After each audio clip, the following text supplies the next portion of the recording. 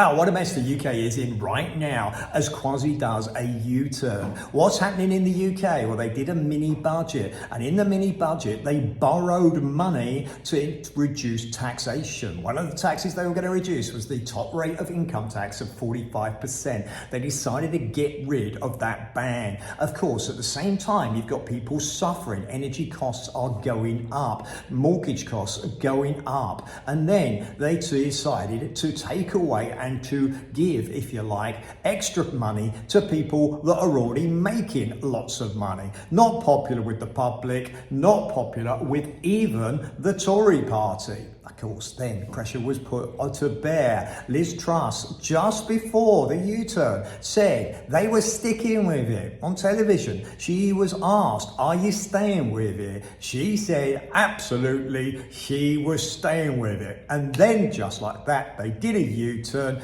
They actually had to change their mind. The lady's not for turning, she said. Well, actually, she is. She's completely spun. That means on any policy that they go ahead with, it's felt that they could turn. Credibility's gone. Egg is left on the face of the Chancellor and indeed the Prime Minister. Does it make any difference financially? After all, I'm analysing the finances. Reality is no. Costs about 2 billion to get rid of the 45% tax rate. So the headline isn't great. By getting rid of it, actually saves just 2 billion. In other words, they've already borrowed huge amounts of money to do the other tax cuts that they're doing. So the city is more interested in this massive borrowing, how they're going to pay it back. They said they were going to stick with their budget at the end of November. Then when Kwasi spoke, he said they're going to bring that forward to say how they're going to actually repay money.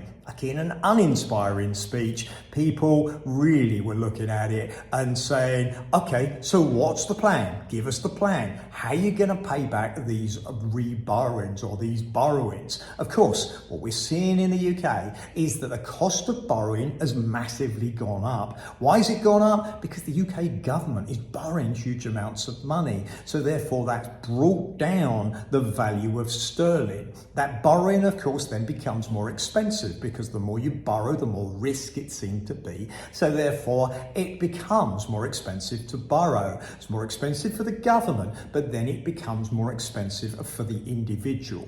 At the same time, you've got the Bank of England has to be pushing interest rates up because inflation is high. So you've got this double effect. Mortgages, short supply. In fact, some banks, building societies, stopped lending money. Property prices highly likely to fall. So again, that just puts the UK in this environment whereby people are concerned. They've got an uncertain future. They don't know what's going to happen to property prices. They don't know if they can make ends meet. Okay, Conservative Party right now is in trouble. It's good to get rid of the headline, but is it too little, too late? Make your own mind up. Leave a comment below. From the pound point of view, doesn't make much difference. It's still going to be a currency under pressure until they do something to show how they're going to repay the borrowings. That's the key fact. How are they going to actually pay this money back? Is it sensible? You've got a company or a country fading. Okay, and if you've got a country fading and massively borrowing,